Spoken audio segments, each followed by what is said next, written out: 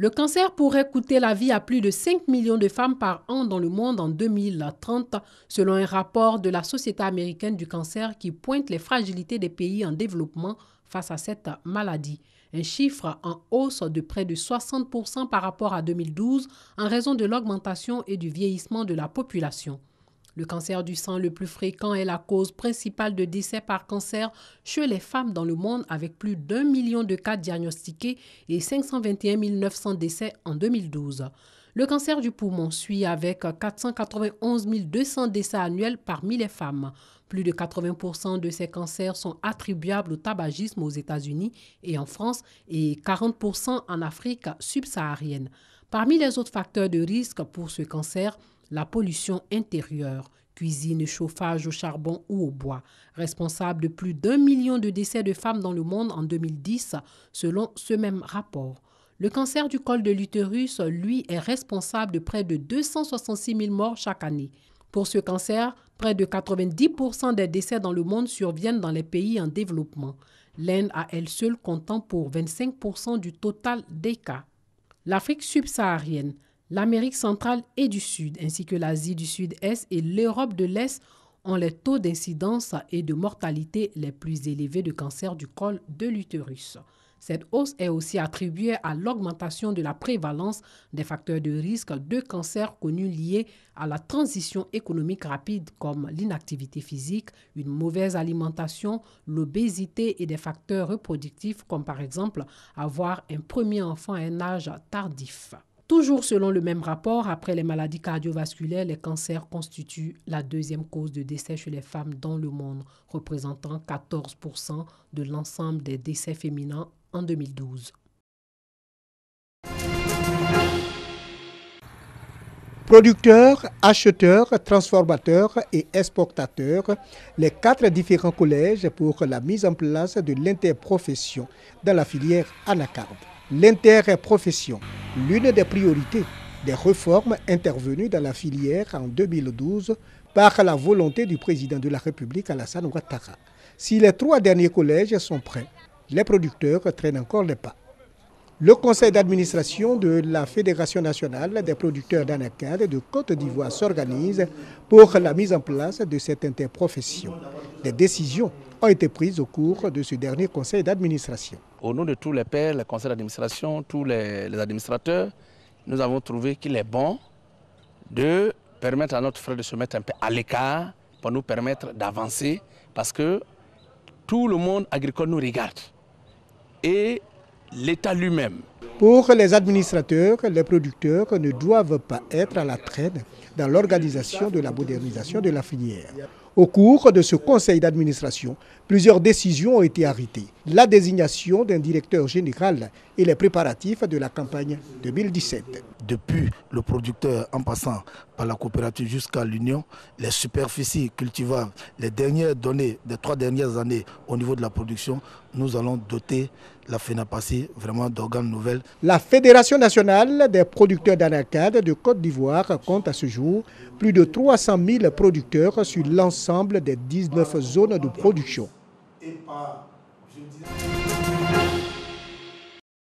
Des enfants heureux de choisir un livre dans le bibliobus de Children of Africa. Samira est aux anges. Son choix s'est porté sur une œuvre de l'écrivaine pour enfants Fatou Keïta. Pour cet élève du cours moyen 2, lire a toute son importance. Pour devenir intelligente, pour savoir bien parler le français, pour être épanouie. Faire découvrir aux enfants le plaisir de la lecture, le sens de cette activité de l'association Aquaba Culture, initiatrice du 9e prix Ivoire pour la littérature africaine d'expression francophone, venu rencontrer les élèves de l'établissement scolaire Espoir des mamans dans la commune de Yopougon. Aujourd'hui, vous savez, le bonheur pour moi est grand. Je vois que le travail qu'on fait depuis plusieurs années est en train de payer. Les enfants sont là, ils sont tout contents de lire, d'avoir accès aux livres. Pour mieux rapprocher le livre de l'enfant, qui de mieux qu'un auteur qu'ils apprécient? Marguerita Boué, auteur de la bande dessinée Aya de Yopougon, vendue à 700 000 exemplaires dans le monde et traduite en plus de 17 langues, est alors choisie. Échange, conseils aux enfants, puis séance dédicace, un moment pleinement vécu. Ils sont assez ravis et puis moi je suis toujours content de savoir ce qu'ils pensent justement d'Aya, qu'est-ce qui les motive à ce point dans cette histoire, à qui ils s'identifient. Enfants et encadreurs satisfaits.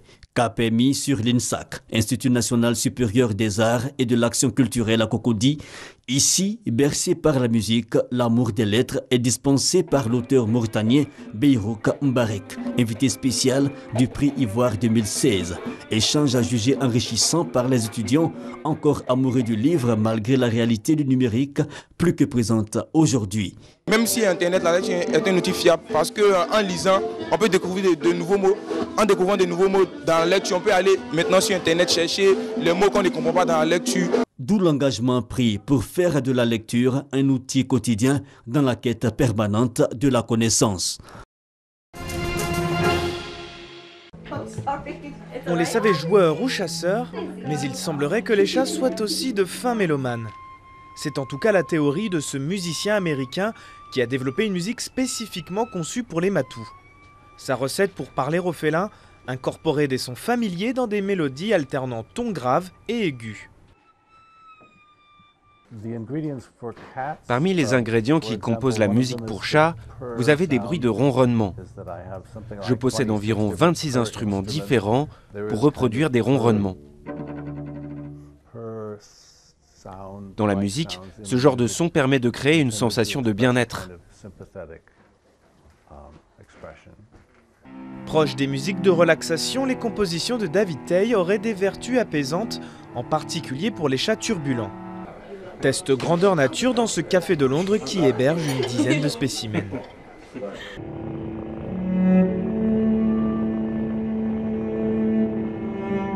J'avais des doutes sur le fait que les chats puissent apprécier la musique, mais lorsqu'il s'est mis à jouer du violoncelle ce matin, ils ont passé toute la matinée à l'observer. Ils avaient l'air très intéressés. Et si vous regardez la façon dont ils se comportent quand ils écoutent, ils n'ont pas l'air nerveux, leurs oreilles sont pointées droit devant. Ils sont très curieux. Ils sont beaucoup plus réceptifs que je ne l'aurais cru.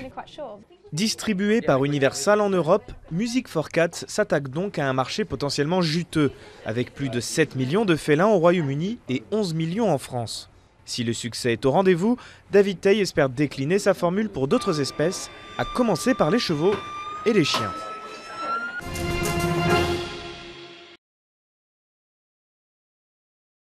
Le 4 novembre, découverte du caveau de Toutankhamon.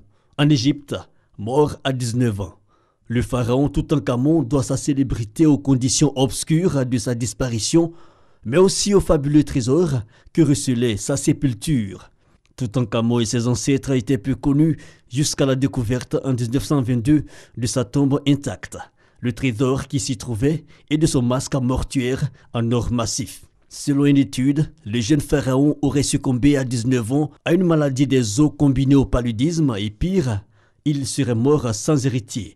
Les égyptologues auront longtemps spéculé sur l'hypothèse de maladie héréditaire dans la famille royale de la 18e dynastie, ainsi que sur les causes du décès après 9 ans passés sur le trône. Ils ont utilisé la méthode de la radiologie et de l'analyse ADN sur 16 momies, dont celle de Toutankhamon. Il s'agissait de déterminer l'existence de caractéristiques pathologiques héréditaires chez Toutankhamon. Ces recherches ont permis d'identifier le père du pharaon comme étant Akhenaton, époux de la légendaire reine Néfertiti.